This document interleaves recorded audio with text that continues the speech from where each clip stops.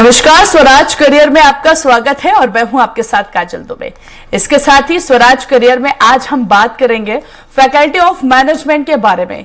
ज्यादा चर्चा के लिए मौजूद है हमारे साथ फैकल्टी ऑफ मैनेजमेंट के डीन शीतल जैन और उनसे जानने का प्रयास करेंगे कि मैनेजमेंट कोर्स आखिर क्या है, कैसे इस पे वर्क करते हैं। सबसे पहले सर, बहुत स्वागत है आपका स्वराज एक्सप्रेस। धन्यवाद। शीतल सर, आपसे जानना चाहेंगे, आप भाभा यूनिवर्सिटी में भी फैकल्टी के तौर पर काम करते हैं, तो सबसे पहले इस यूनिवर्सिटी के बारे में ही आपसे जानना चाहेंगे, कौन कौन से डिपार्टमेंट है, किस तरह की प्रोसीजर है यहाँ की। देखिए, भाभा यूनिवर्सिटी शिक्षा के क्षेत्र में बहुत ही अच्छा कार्य कर रही है और बहुत ही अग्रणी यूनिवर्सिटी में से एक है और हमारे यहाँ पर विभिन्न प्रकार के कोर्सेज उपलब्ध हैं। मैनेजमेंट जैसा आपने बताया, इसके साथ साथ फार्मेसी भी है, डेंटल भी है, आपका एजुकेशन है, लॉ है, कई सारे डिपार्टमेंट्स हमारे यहाँ पर आयोजित हो रहे हैं और बच्चे स्टूडेंट्स बहुत ही इंटरेस्ट के साथ में हमारे यहाँ पर पढ़ाई करते हैं। अभी एडमिशन का समय है, बहुत सारी क्वेरीज हमारे यहाँ पर आती हैं, फ़ोन कॉल्स भी आते हैं, फिजिकल विजिट भी बच्चे करते हैं और उनके साथ साथ उनके पेरेंट्स भी आते हैं। और मैं विद्यार्थियों से कहना चाहता हूं कि आप फ़ोन कॉल करते हैं, अच्छी बात है, लेकिन आप फिजिकली विजिट करें। हमारे कैंपस में बहुत ही अच्छा सुंदर कैंपस है, हरा भरा कैंपस है और सारी सुविधाएं आपको हमारे विश्वविद्यालय में मिलेंगी। फिजिकली जब आप विजिट करते हैं तो आपको जो चीज़ें फ़ोन कॉल्स पर समझ में नहीं आती हैं वो भी आप वहां पर समझ सकते हैं। वहां पर फैकल्टीज आपको मिलेंगी, वो आपको गाइड करेंगी क्या कोर्स लें, आप कौन सा सब्जेक्ट लें। सब्जेक्ट में भी कई बार कई सारे स्पेशलाइजेशंस होते हैं, तो क्या स्पेशलाइजेशन आपके लिए बेस्ट रहेगा उसका भी मार्गदर्शन आपको मिल सकेगा। तो मैं विद्यार्थियों से यही कहना चाहूंगा और अभिभावकों से भी यही कहना चाहूंगा कि आप फिजिकली विजिट करें कैंपस में, जो कि जाटखेड़ी होशंगाबाद रोड पर स्थित है। और आप वहां पर फ़ोन नंबर्स आपको चाहिए तो वेबसाइट पर आप जाकर के फ़ोन नंबर्स आपको मिल सकते हैं और आप विजिट करें। बहुत ही अच्छा कैंपस है और कई सारे कोर्सेस हमारे यहाँ पर चल रहे हैं। चलिए, ठीक है, बिल्कुल। मैनेजमेंट की अगर बात करें तो मैनेजमेंट कोर्स आखिर क्या होता है और इसके स्टडी के बारे में बात करें तो हमें अक्सर देखते हैं कि एक मैनेजमेंट के लिए प्लानिंग, डायरेक्शन, कंट्रोलिंग, ऑर्गेनाइजेशन, ये सब की जरूरत होती है, तो आप इसको कैसे देखते हैं? देखिए, मैनेजमेंट एक बहुत ही अच्छा स्ट्रीम है, एक विषय हम कहें इसको, और विषय के साथ साथ स्ट्रीम के साथ साथ मैनेजमेंट आज के जीवन की आवश्यकता है। और न केवल आज के जीवन की, अपितु जब से मानव जाति विकसित हुई है तो बिना मैनेजमेंट के हम कुछ भी नहीं कर सकते। क्योंकि देखिए कि हमारा जो डेली रूटीन होता है हम उसको भी प्रायोरिटाइज करते हैं। हमारी जो एक्टिविटीज होती है, हम कई बार टू डू लिस्ट भी बनाते हैं कि भाई मुझे आज इस दिन में मुझे क्या क्या एक्टिविटीज करना है, तो आप उसको प्रायोरिटाइज करते हैं। उसके हिसाब से आप जो सबसे इंपॉर्टेंट एक्टिविटीज होती हैं आप उसको टॉप पर रखते हैं, फिर उससे कम जो इंपॉर्टेंट है उनको आप ऐसे सिक्वेंसली आप बना लेते हैं। तो मैनेजमेंट आप देखेंगे कि लाइफ में बहुत इंपॉर्टेंट है, क्योंकि बिना मैनेजमेंट के आप अपने जीवन को, अपनी एक्टिविटीज को या जो भी कार्य आप करना चाहते हैं उसको आप बहुत ही अच्छे तरीके से इफेक्टिवली, एफिशिएंटली नहीं कर पाएंगे। अगर आप मैनेजमेंट के पॉइंट ऑफ व्यू से सोचेंगे, उस पर्सपेक्टिव से सोचेंगे और उसके साथ में जैसे आपने बताया प्लानिंग करके जब आप काम करते हैं, किसी भी काम को करते हैं, जैसे मान लीजिए आपको कहीं घूमने जाना है, कितने दिन के लिए जाना है, कहां पर जाना है, तो उस हिसाब से फिर आप ट्रेन से जाना है, बाय एयर जाना है, बाय रोड जाना है, कैसे जाना है, कितने दिन की प्लानिंग है, उस हिसाब से आप पैकेज करते हैं और आपका काम बहुत अच्छी तरीके से हो जाता है। तो मैनेजमेंट लाइफ में बहुत इंपॉर्टेंट है, क्योंकि बिना मैनेजमेंट के आपकी चाहे छोटा काम हो चाहे बड़ा काम हो, कोई भी काम हो, मैनेजमेंट के साथ आप करेंगे उसको अच्छे तरीके से आप कर पाएंगे, इफेक्टिवली कर पाएंगे और एफिशिएंटली भी आप उसको कर पाएंगे। मैनेजमेंट की बात करें तो मैनेजमेंट का क्या काम होता है, कौन कौन से कोर्सेज होते हैं इसमें? देखिए, मैनेजमेंट में तो बिल्कुल शीतल सर, हमारे साथ हमारे दर्शक आदित्य जुड़ गए हैं, उनका भी कुछ प्रश्न है आपसे करने के लिए। आदित्य, आप हमें सुन पा रहे हैं? जी मैम, सुन पा रहे हैं। जी, अपना प्रश्न रखिए। मैम, मेरा प्रश्न ये है कि एमबीए एचआर में क्या क्या स्कोप रहते हैं? आदित्य, बहुत अच्छा प्रश्न किया है आपने। HRM, human resource management, is the one of the specialisations of the MBA. MBA में कई सारे स्पेशलाइजेशंस होते हैं जिसमें कि एचआरएम एक है और बहुत ही इंपॉर्टेंट है। क्योंकि देखिए एचआर भी है, फाइनेंस भी है, मार्केटिंग भी है, और भी कई सारे स्पेशलाइजेशंस होते हैं। बट एचआर को इतना इंपॉर्टेंट क्यों माना जाता है? एचआर को इतना इंपॉर्टेंट इसलिए माना जाता है क्योंकि एचआर की जो पोस्ट होती है बहुत ही रिस्पॉन्सिबल होती है। रिक्रूटमेंट वही करता है, सिलेक्शन वही करता है, ट्रेनिंग एंड प्लेसमेंट का काम भी वही करता है, सैलरी का काम भी वही करता है। तो अगर आप एज एन एचआर अगर आप एक गलत व्यक्ति को रिक्रूट कर लेते हैं, सिलेक्ट कर लेते हैं, तो उसका खामियाजा, उसका भुगतान पूरी संस्था को करना होता है। इसलिए जब इंटरव्यू लिया जाता है तो आप हर एक चीज पर फोकस करते हैं कि उसकी पर्सनैलिटी कैसी है, उसका बिहेवियर कैसा है, कम्युनिकेशन कैसी है, लैंग्वेज पर कमांड कैसी है। और कई बार तो हमने ये भी देखा गया है कि जो बड़ी बड़ी कंपनीज होती हैं तो वो कुछ और भी कई तरह के टेस्ट लेती हैं जिससे व्यक्ति को हम अच्छी तरीके से समझ सकें। जो कि कैंडिडेट हमारी संस्था से जुड़ने वाला है तो उसका उस संस्था के ऊपर उसके बिहेवियर का, उसकी वर्किंग स्टाइल का, उसकी थिंकिंग का क्या इफेक्ट पड़ेगा, वो सब चीजें इंटरव्यूअर देखता है, एम्प्लॉयर देखते हैं।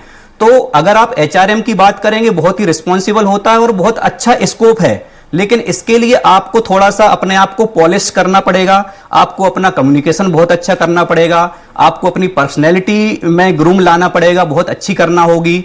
इसके साथ साथ एचआर का नॉलेज भी आपको होना चाहिए। प्राइमरीली जब आप एक एचआर ट्रेनी या एक जो छोटी पोस्ट मतलब शुरुआती दौर होता है किसी भी स्टूडेंट के लिए, जब वो एंटर करता है उस फील्ड में, तो उसको प्रैक्टिकल नॉलेज तो बहुत ज्यादा नहीं होता है, बट थ्योरेटिकल नॉलेज, आपको बेसिक नॉलेज होना चाहिए ताकि आप उसमें एंटर कर सकें और उसमें फिर आप आगे अपना करियर बना सकें। बिल्कुल। डॉक्टर शीतल सर, हमारे साथ हमारे दर्शक अभिषेक भी जुड़ गए, उनका भी प्रश्न सुन लेते हैं। अभिषेक, अपना प्रश्न रखिए। मेरा प्रश्न ये है कि हमें एमबीए पे ज्यादा फोकस करना चाहिए कि हमें एमएससी पे ज्यादा फोकस करना चाहिए? देखिए अभिषेक, ऐसा है कि अगर स्कोप की आप बात करें तो स्कोप तो एमबीए का बहुत अच्छा है, क्योंकि इसमें स्पेशलाइजेशन भी बहुत है। एमएससी में भी बहुत स्पेशलाइजेशन होते हैं, कई सारे उसमें एमएससी होती है।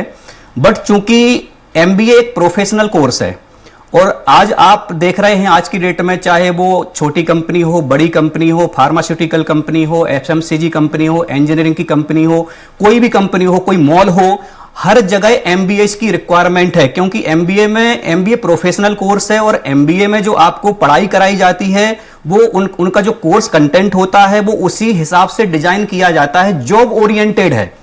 एमएससी एक रूटीन कोर्स है, बट अगर आप एमबीए की बात करते तो एमबीए प्रोफेशनल कोर्स है, जॉब ओरिएंटेड है। इसमें आपको अपॉर्चुनिटीज बहुत ज्यादा मिलेंगी।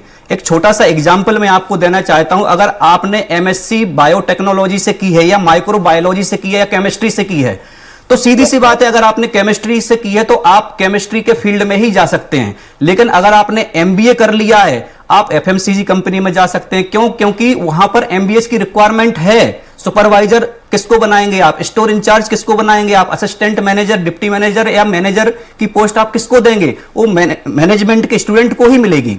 तो स्कोप बहुत अच्छा है, चाहे छोटी कंपनी हो, बड़ी कंपनी हो, हर जगह एमबीए की रिक्वायरमेंट है। तो आप अगर एमबीए करते हैं तो आप किसी भी कंपनी में, छोटी बड़ी इररिस्पेक्टिव कि भाई उसका साइज क्या है, वो किस फील्ड की है, आपको जॉब अपॉर्चुनिटीज मिलेंगी।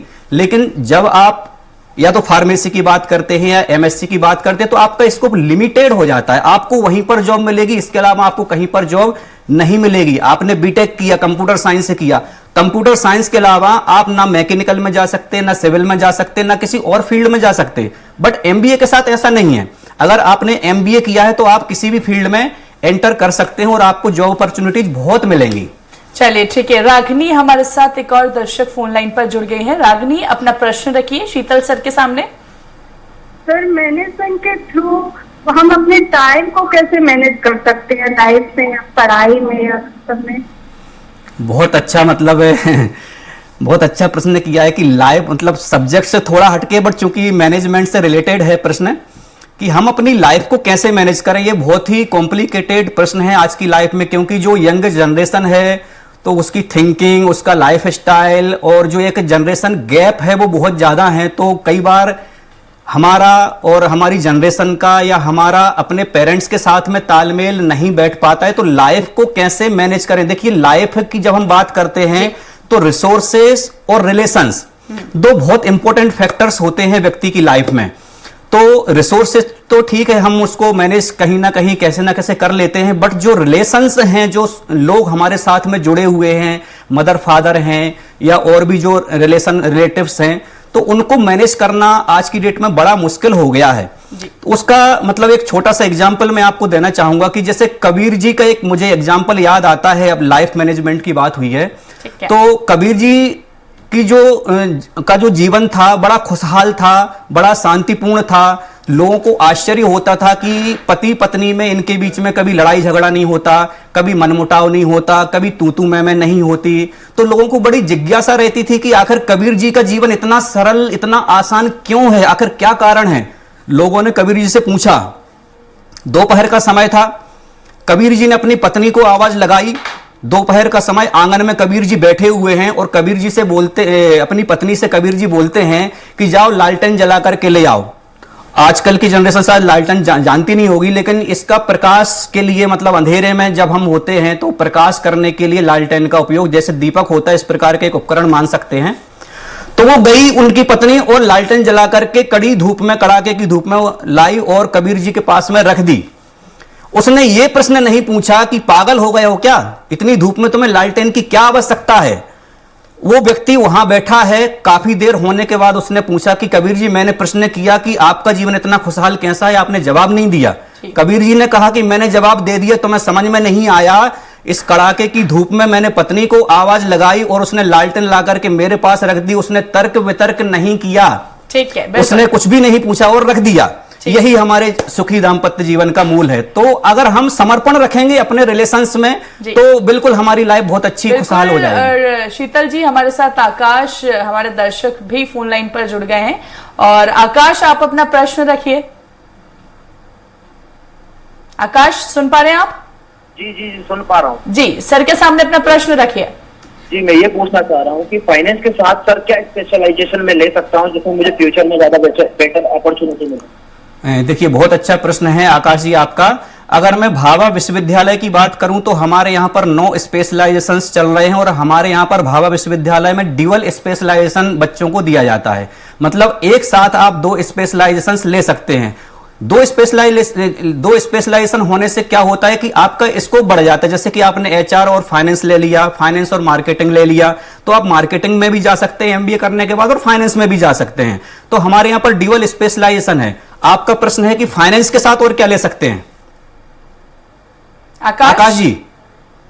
जी सर, जी सर, फाइनेंस के साथ, हाँ देखिए, फाइनेंस के साथ लेने के लिए आप एचआर भी ले सकते हैं, ठीक है ना, और भी आप सिलेक्ट कर सकते हैं। But it depends on your thinking और ऑन योर इंटरेस्ट कि आपका इंटरेस्ट क्या है।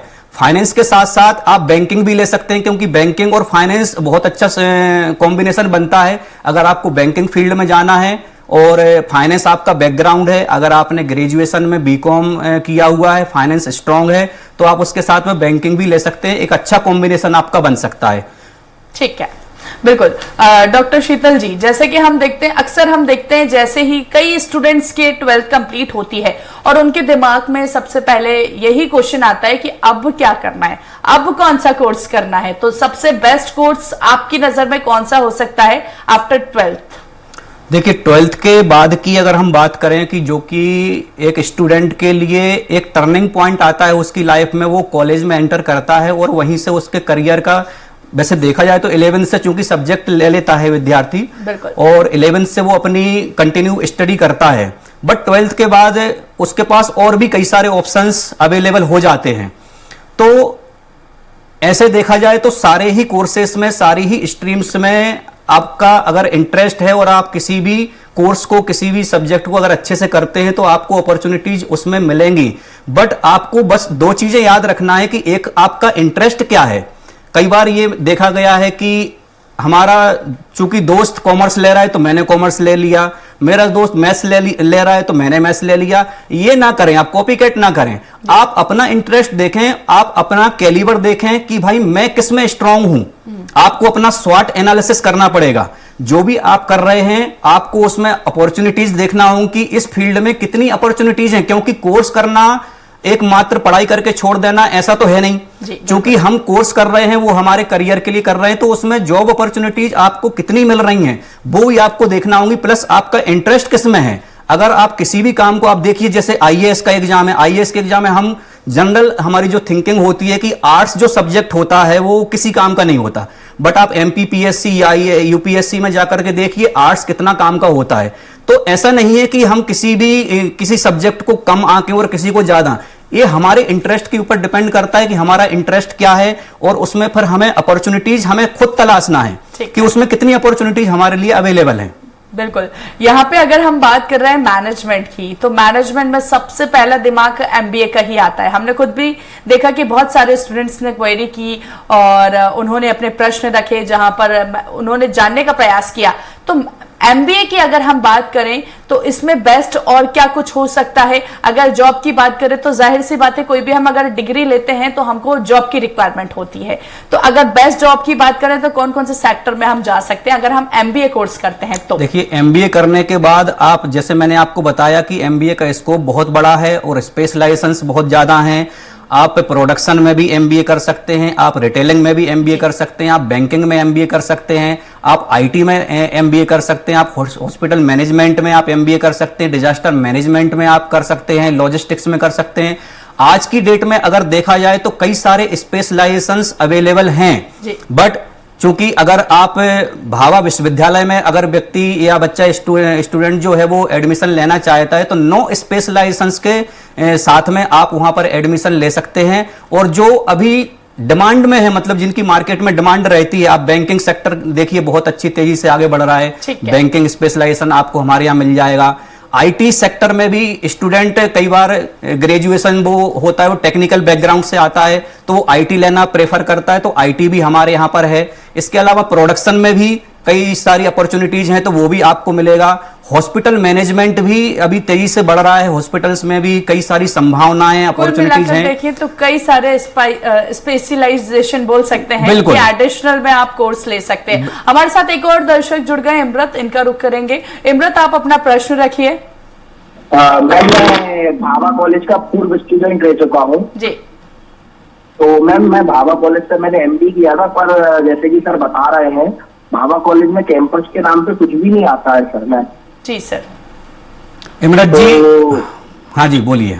प्लेसमेंट कैंपस की अगर किसी को रिक्वायरमेंट है तो फिर उसके लिए क्या करें, राइट इमरत? नहीं मैम, मैंने मैम 2021 में पास आउट हुआ एमबीए भाभा कॉलेज से जी। और मैं ओपन इंटरव्यू दिया था। भाभा कॉलेज में कोई भी कैंपस नहीं आते हैं जिसको इमरत जी अभी आप कहीं जॉब कर रहे हैं इमरत जी? जी सर, मैं कर रहा हूँ जॉब। कहाँ पर? सर मैं उद्यमिता भवन में जॉब करता हूँ एमपी नगर। तो वो जॉब आपको कैसे मिली? सर मेरी स्किल से मिली, मेरे सोर्स के थ्रू मिली है ना। तो देखिए क्या होता है इमरत जी कि हमने एमबीए किया या कोई भी डिग्री की, एक बहुत ही मतलब मूटेड क्वेश्चन है अभी आज की डेट में, बर्निंग मतलब जो एक मुद्दा है कि कोई भी स्टूडेंट है वो डिग्री करने के साथ ही साथ बिल्कुल प्लेसमेंट चाहता है और बहुत अच्छा चाहता है। और जैसा कि अभी आपने कहा कि भाभा विश्वविद्यालय प्लेसमेंट नहीं देता, बिल्कुल गलत है आपका कहना इमरत जी, मैं इस बात से बिल्कुल इत्तेफाक नहीं रखता। अभी मैं आपको ऑफर लेटर के साथ में, अगर आप संस्था में आए मेरे से मिलें, ऑफर लेटर के साथ में भोपाल में जॉब करता हुआ 14.5 लाख के पैकेज का बच्चा एमबीए किया हुआ मैं आपको दिखा सकता हूं। और जो फॉरेन में जॉब कर रहे हैं अफ्रीका वगैरह में, दुबई में, मैं उनकी बात ही नहीं कर रहा, मैं भोपाल की बात कर रहा हूं। 14.5 लाख का पैकेज कितना होता है आप खुद अनुमान लगाइए। तो ऐसा नहीं है, देखिए क्या होता है कि जब हम स्किल्ड नहीं होते हैं, मात्र कोर्स करना पर्याप्त नहीं होता, काफी नहीं होता, हमें हमारे अंदर वो क्वालिटी आना चाहिए। अगर हमने एमबीए किया है तो हमें वो फील होना चाहिए कि आई एम एन एमबीए, मैंने एक एमबीए कर लिया है। लेकिन कई बार ये देखा जाता है कि आपकी पर्सनैलिटी उतनी ग्रूम नहीं होती, कम्युनिकेशन भी आपका बहुत अच्छा नहीं होता, नॉलेज हमारा जीरो होता है, तो उस बेस पर आपको जॉब बहुत अच्छी नहीं मिल पाएगी। तो अगर आप चाहते हैं कि मेरा बहुत अच्छा प्लेसमेंट हो और बहुत अच्छी जॉब लगे और मैं कुछ अच्छा कमा करके अपनी फैमिली को सपोर्ट कर सकूं, तो उसके लिए आपको अपने आप को इंप्रूव करना होगा, आपको अपने आप को अपडेट करना होगा, आपको सीखना होगा। आज बिल्कुल। नमन, हमारे साथ एक और दर्शक जुड़ गए हैं। नमन, अपना क्वेश्चन रखिए। मैंने अभी बीकॉम कंप्लीट करा है एंड मैं अभी एमबीए एंड बीएफएसआई कर रहा हूँ, तो सर मुझे क्या अपॉर्चुनिटी मिल सकती है और उसके अलावा मतलब मुझे क्या कोर्सेज करनी चाहिए अच्छे प्लेसमेंट के लिए? बीकॉम किया है नमन आपने? हाँ सर, बीकॉम अभी कंप्लीट करा है मैंने, अभी कंप्लीट हुआ है। हाँ जी, तो आपका इंटरेस्ट किस फील्ड में आप जाना चाहते हैं? सर बेसिकली यूँ समझे सर, फाइनेंस और मार्केटिंग में मेरा इंटरेस्ट है। हाँ जी, फाइनेंस और मार्केटिंग में अगर आप जाना चाहते हैं तो बिल्कुल आप एमबीए करिए, और एमबीए करने के बाद फाइनेंस और मार्केटिंग स्पेशलाइजेशंस हमारे भाभा विश्वविद्यालय में भी अवेलेबल हैं। आप भाभा विश्वविद्यालय से अगर एमबीए करना चाहते हैं तो आप विजिट कर सकते हैं हमारे कैंपस को, और आप मेरे से भी कैंपस में आकर के मिल सकते हैं, मैं और आपको गाइड कर सकता हूं। तो जो भी आप जो करना चाह रहे हैं फाइनेंस और मार्केटिंग, वो निश्चित तौर पर आपको सब्जेक्ट मिल जाएगा। ठीक है, रोहिता भी हमारे साथ दर्शक जुड़ गई हैं। हेलो, उनका रुख करेंगे। रोहिता, आप सुन पा रहे हैं? जी, अपना प्रश्न रखिए। सर मैं रोहिता जैन हूँ। वैसे तो मैं चैनल चलाती हूँ यूट्यूब पे कुकिंग का, रोहिता कुकिंग चैनल का, रोहिता के नाम से। लेकिन मैं एमबीए भी करना चाह रही थी, तो मैं क्या करूँ? मेरा रोहिता होम किचन नाम से चैनल है, लेकिन मैं चाह रही हूँ कि मैं एमबीए कर लूँ। रोहिता जी, आपने ग्रेजुएशन किया हुआ है? जी, मेरा ग्रेजुएशन है, मैं बीकॉम प्लस एमसीए हूँ। अच्छा, बहुत अच्छी बात है रोहिता जी। तो आपने चूंकि ग्रेजुएशन में बीकॉम किया है और आप एमबीए करना चाह रहे हैं, तो आप बिल्कुल एनी ग्रेजुएट, देखिए एमबीए के लिए मैं एक बात आपको सभी दर्शकों को बता दूं कि कोई भी एनी ग्रेजुएट अगर वो 50% मार्क्स के साथ में उसने ग्रेजुएशन किया हुआ है, जनरल कैटेगरी के लिए 50% है एंड ओबीसी एससी एसटी के लिए 45% है। अगर आपके पास में डिजिटल कास्ट सर्टिफिकेट बना हुआ है तो आप 45 परसेंटाइल के साथ में एमबीए कर सकते हैं। एनी ग्रेजुएट, किसी भी स्ट्रीम से आपने ग्रेजुएशन किया है, जनरल के लिए 50% है, ओबीसी एससी एसटी के लिए अगर आपके पास कास्ट सर्टिफिकेट है डिजिटल वाला, तो आप 45% के साथ में आप एमबीए कर सकते हैं। Okay, thank you sir. बिल्कुल शीतल जी, अगर हम बात करें अदर फील्ड की, फॉर एग्जाम्पल कोई मेडिकल का स्टूडेंट है, कोई जर्नलिस्ट है, अगर उसको एमबीए करना है तो उसके लिए ये कितना प्रॉफिटेबल है? बिल्कुल प्रॉफिटेबल है। देखिए मैनेजमेंट, जैसा मैंने आपको बताया कि मात्र ये कोर्स नहीं है, आपको जीवन को कैसे जीना है ये भी आपको मैनेजमेंट सिखाता है, क्योंकि जो रिसोर्सेस हमारे पास में है उन रिसोर्सेस का हमें कैसे उपयोग करना है। हमारे नॉलेज, कई बार क्या होता है हमारे पास में नॉलेज बहुत होता है लेकिन हम उस नॉलेज का उपयोग नहीं कर पा रहे, हमारे पास रिसोर्सेस बहुत हैं लेकिन हम उन रिसोर्सेस का उपयोग नहीं कर पा रहे। तो अगर आप उसका यूटिलाइजेशन नहीं कर पा रहे हैं तो उन रिसोर्सेस के होने का कोई मतलब नहीं निकलता। तो अदर फील्ड में हम कर सकते हैं एमबीए? ऐसा तो नहीं कोई लास्ट की प्रीवियस डिग्री हमको उसकी रिक्वायरमेंट लगेगी? नहीं नहीं, बिल्कुल नहीं, बिल्कुल नहीं। आप देखिए, अगर आईआईएम की बात करें, अगर आईआईएम में आपको एडमिशन लेना है तो आपको कैट की तैयारी करना पड़ेगी, कॉमन एडमिशन टेस्ट होता है और बहुत अच्छी तैयारी के साथ आपको उसमें उतरना पड़ेगा क्योंकि नेशनल लेवल का टेस्ट है। तो अगर आप आईआईएम से करना चाहते हैं, इंडियन इंस्टीट्यूट ऑफ मैनेजमेंट, जो कि मैनेजमेंट का टॉप लेवल का इंस्टीट्यूशन है, तो उससे अगर आपको करना है तो आपको कैट की तैयारी करना पड़ेगी और बहुत अच्छे से करना पड़ेगी। कट ऑफ बहुत हाई जाता है और नेशनल लेवल का टेस्ट है। लेकिन अगर आप आईआईएम के अलावा अगर आप करना चाहते हैं तो आप कर सकते हैं। जैसे कि भाभा विश्वविद्यालय की अगर हम बात करें तो भाभा विश्वविद्यालय में डायरेक्ट एंट्री, अगर आप जनरल कैटेगरी से हैं और 50% आपके ग्रेजुएशन में हैं, आप एमबीए कर सकते हैं। ओबीसी एससी एसटी में है, डिजिटल कास्ट आपके पास में है, तो मिनिमम 45 परसेंटाइल के साथ में आप एमबीए में एडमिशन ले सकते हैं। सिंगल एमबीए के साथ additional, for example human resources, finance, banking, तो जो एडिशनल सब्जेक्ट्स होते हैं सर, इसमें भी कितना मतलब बच्चों को फर्क पड़ता है स्टडी करने में? हार्ड रहता है क्या कि सिंगल? नहीं, देखिए हार्ड तो नहीं कहेंगे उसको। देखिए सिलेबस सबका मतलब बहुत बढ़िया कोर्स कंटेंट जो है एमबीए में, किसी भी स्पेशलाइजेशन की आप बात करें, बहुत अच्छा है। और भाभा विश्वविद्यालय में हमने जो कोर्स डिजाइन किया है वो प्रैक्टिकली बच्चे के लिए पॉसिबल हो और कुछ लर्निंग उसकी हो और फ्यूचर में उसके काम आ सके, इस प्रकार से हमने कोर्स को डिजाइन किया है। जो भी स्पेशलाइजेशन हमारे पास में, चाहे हम एचआर की बात करें, finance, marketing, retail, banking, IT, IB, production, hospital management, तो हमने उसको उस प्रकार से ही डिजाइन किया है कि वो बच्चे को फ्यूचर में काम आए। क्योंकि जनरली ये देखा जाता है कि भाई कोर्स कंटेंट जो है वो प्रैक्टिकल लाइफ से मैच नहीं होते, या हमने कुछ ऐसा पढ़ा जो हमारी लाइफ में कभी यूज नहीं होना है, तो उसका कोई यूज नहीं रह जाता, कोई सेंस नहीं रह जाता। तो हमने भाभा विश्वविद्यालय में बहुत अच्छे थे, हमने उसको कोर्स कंटेंट जो है डिजाइन किया हुआ है, तो वो उसका बेनिफिट मिलेगा। बहुत सारे बच्चे होते हैं सर कि उनको प्रॉपरली गाइडेंस नहीं मिल पाता है, तो कहीं ना कहीं उनको भी हम चाहेंगे कि आप उनको एक मैसेज दें कि कितने सारे स्कोप होते हैं एमबीए में, अगर आप मैनेजमेंट का सब्जेक्ट सिलेक्ट करते हैं तो। देखिए, स्कोप की मैंने पहले भी आपको बताया कि एक एमबीए कैंडिडेट जो होता है उसके लिए अपार संभावनाएं हैं, कई सारी अपॉर्चुनिटीज हैं। ठीक है। क्योंकि इसमें आप किसी भी फील्ड में एंटर कर सकते हैं, क्योंकि एमबीए मैनेजर अगर आपको किसी को बनाना है या असिस्टेंट मैनेजर बनाना है, आपको सुपरवाइजरी लेवल पे किसी को रखना है, तो आप एमबीए को ही रखेंगे। तो जब एक कैंडिडेट एमबीए करके निकलता है तो इररिस्पेक्टिव की भाई उसका फील्ड मतलब किस फील्ड में एंटर कर रहा है, वो कौन सी कंपनी है, आपको मैनेजर रखना है तो एमबीए कैंडिडेट्स को लेना ही होगा। ठीक है। मैंने अपनी लाइफ में कई स्टूडेंट्स को देखा है, किसी ने एमसीए किया हुआ है बट उसको मैनेजर रैंक पर उसका प्रमोशन हो रहा है, तो कंपनी उससे कह रही कि पहले आप एमबीए करिए तब हम आपको मैनेजर बनाएंगे। तो भले ही आपने एमसीए किया, बीटेक किया, एमटेक किया, कुछ भी किया, मैनेजेरियल पोजीशंस पर आप जब भी आएंगे और जब भी आप मैनेजमेंट की बात करेंगे तो बिना एमबीए के आप मैनेजेरियल पोजीशंस पर आप नहीं बैठ पाएंगे। कुल मिलाकर देखें तो कई सारी स्कोप, यहाँ पर कई सारे स्कोप जो है वो एमबीए स्टूडेंट्स को भी मिल सकते हैं अगर वो एमबीए करते हैं तो। एक लास्ट मैसेज जो आप हमारे स्वराज एक्सप्रेस के सभी दर्शकों को देना चाहेंगे। सबसे पहले तो मैं भाभा विश्वविद्यालय को धन्यवाद देना चाहूंगा जिनके माध्यम से, और स्वराज एक्सप्रेस को भी मैं बहुत धन्यवाद देना चाहता हूं कि स्वराज करियर नाम से जो प्रोग्राम यहां पर रन होता है बहुत ही इफेक्टिव है, बच्चों को गाइडेंस मिलता है और उनको ये जानने का मौका मिलता है कि हमें लाइफ में क्या करना है, क्या नहीं करना, किस कोर्सेस में कितनी अपॉर्चुनिटीज हैं, क्या संभावनाएं हैं, इतनी महत्वपूर्ण जानकारी इस चैनल के माध्यम से मिलती है।